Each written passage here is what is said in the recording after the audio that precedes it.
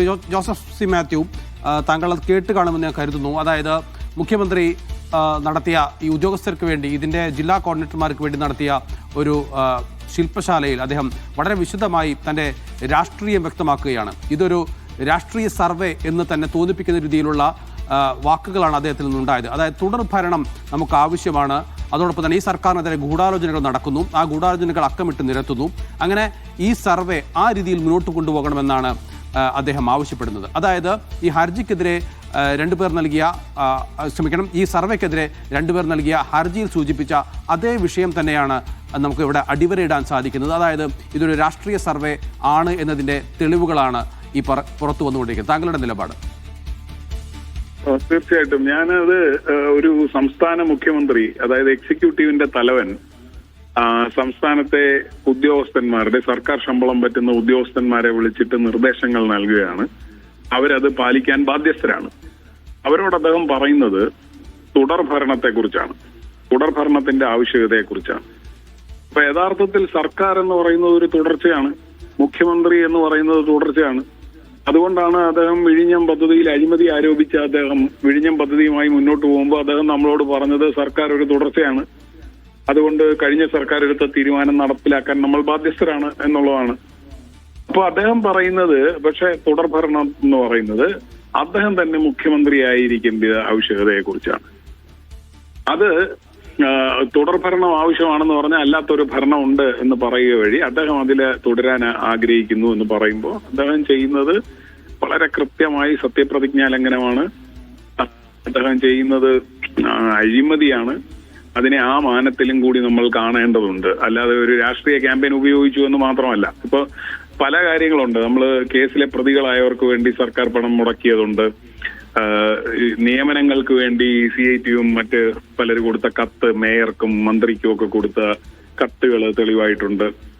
അങ്ങനെ പല കാര്യങ്ങളുണ്ട്. അപ്പൊ നെപ്പോട്ടിസത്തിന്റെ പല കാര്യങ്ങളും ഉണ്ടെങ്കിലും ഇത് എക്സിക്യൂട്ടീവിന്റെ തലവൻ എക്സിക്യൂട്ടീവിനെ ഉദ്യോഗസ്ഥരെ വിളിച്ചിട്ട് സർക്കാർ ശമ്പളം പറ്റിക്കൊണ്ട് നിങ്ങൾ എന്നെ വീണ്ടും മുഖ്യമന്ത്രിയായി തുടരാൻ വേണ്ടി പ്രവർത്തിക്കണം എന്ന് ആവശ്യപ്പെടുക എന്ന് പറയുന്നത് അങ്ങേയറ്റത്തെ അഴിമതിയാണ്. അപ്പൊ അതുകൊണ്ട് നമ്മൾ അതിനെ അതേ മാനത്തിൽ കാണണം എന്നാണ് ഞാൻ വിചാരിക്കുന്നത്. രണ്ടാമത്, ഈ ഭരണഘടന തന്നെ പ്രസിഡൻഷ്യൽ രീതി വേണോ പാർലമെന്ററി ജനാധിപത്യം വേണോ എന്ന് ചോദിക്കുന്നിടത്ത് പറഞ്ഞത് പ്രസിഡൻഷ്യൽ രീതിയുടെ ഊന്നൽ സ്റ്റെബിലിറ്റിക്കാണ്, സ്ഥിരതയ്ക്കാണ്. പാർലമെന്ററി ജനാധിപത്യ സംവിധാനം എന്ന് പറയുന്ന അതിന്റെ ഊന്നൽ അക്കൗണ്ടബിലിറ്റിക്കാണ്. അതുകൊണ്ട് അക്കൗണ്ടബിലിറ്റിക്കാണ് പ്രാധാന്യം, അല്ലാതെ സ്ഥിരതയ്ക്കല്ല എന്നുള്ളത് കൊണ്ട് നമ്മൾ തെരഞ്ഞെടുത്തതാണ് പാർലമെന്ററി ഡെമോക്രസി. അപ്പൊ അതിന് വിരുദ്ധമായിട്ടാണ് ഈ 5 വർഷം തുടരണം എന്നൊക്കെ ഉള്ളത് കേന്ദ്ര സർക്കാർ പറയുന്ന ഒരു കാര്യം. ഇദ്ദേഹം അതിന്റെയും ബാക്കിയാണ് ഇവിടെ പറഞ്ഞുകൊണ്ടിരിക്കുന്നത്. ഇത് രാഷ്ട്രീയം പോലും അല്ല, ഇത് അങ്ങേയറ്റത്തെ അരാഷ്ട്രീയമാണെന്ന് എന്റെ വേറെ ഒരാൾ. അതായത് അടുത്ത ലോക്സഭാ തെരഞ്ഞെടുപ്പില് ഇപ്പൊ BJP സർക്കാരിന്റെ ഒരു ക്യാമ്പയിൻ മെറ്റീരിയലാണ് ഈ ക്രിയേറ്റ് ചെയ്യുന്നത്. തുടർ ഭരണത്തിലൂടെയാണ്, അദ്ദേഹം ഇടത് ഭരണത്തിലൂടെയാണെന്നല്ല പറയുന്നത്, തുടർച്ചയിലൂടെയാണ് വികസനം ഉണ്ടാകുക എന്നാണ് പറയുന്നത്. അപ്പൊ അതുവഴി അദ്ദേഹം ചെയ്യുന്നത്, കേന്ദ്ര സർക്കാർ ഇപ്പൊ പറയാണ്, BJP പറയാണ് വികസനം വരണമെങ്കിൽ തുടർച്ച വേണം, അതുകൊണ്ട് ഞങ്ങൾ തന്നെ തുടരണം എന്ന് പറഞ്ഞാൽ CPMന്റെ ഈ ക്യാമ്പയിൻ വഴി കേരളത്തിലെ ജനങ്ങളോട് മുഴുവൻ കൊടുത്തിരിക്കുന്ന മെസ്സേജ് എന്ന് പറയുന്നത് അത് ശരിയാണെന്നാണ്, ആ തുടർച്ചയ്ക്ക് വേണ്ടി വോട്ട് ചെയ്യണം എന്നാണ്. അപ്പൊ ഇത് വെറും എനിക്ക് ശേഷം പ്രളയം എന്നുള്ളത് അതിൽ മുഴുവൻ വ്യക്തമാണ്. 2016 കേരളം ഉണ്ടായത് എന്നാണ് ഇവരെല്ലാം പറയുന്നത്.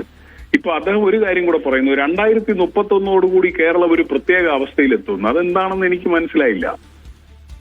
അത് അദ്ദേഹത്തിന് സ്റ്റെപ്പ് ഔട്ട് ചെയ്യേണ്ട പ്രായമാകുമെന്ന് അദ്ദേഹം കരുതുന്നതാണോ എന്താണെന്ന് എനിക്ക് മനസ്സിലാകുന്നില്ല. അപ്പൊ ഇങ്ങനെ ചില കാര്യങ്ങൾ പറഞ്ഞുകൊണ്ട് അദ്ദേഹം പറയാണ് ഭരണവിരുദ്ധ വികാരമില്ലെന്നുള്ളതാണ് വസ്തുത. ആരോടാ പറയുന്നത്? അദ്ദേഹത്തിന്റെ മുന്നിലിരിക്കുന്ന വോട്ടിങ്ങിന്റെ കാര്യം നോക്കുമ്പോൾ, അല്ലെങ്കിൽ അക്കൗണ്ടബിലിറ്റിയുടെ കാര്യം നോക്കുമ്പോൾ അദ്ദേഹത്തെ പോലെ തുല്യാവകാശമുള്ള പൗരന്മാരായിട്ടുള്ള ഉദ്യോഗസ്ഥരോട് അദ്ദേഹം പറയാണ് വസ്തുത ഇതാണ്,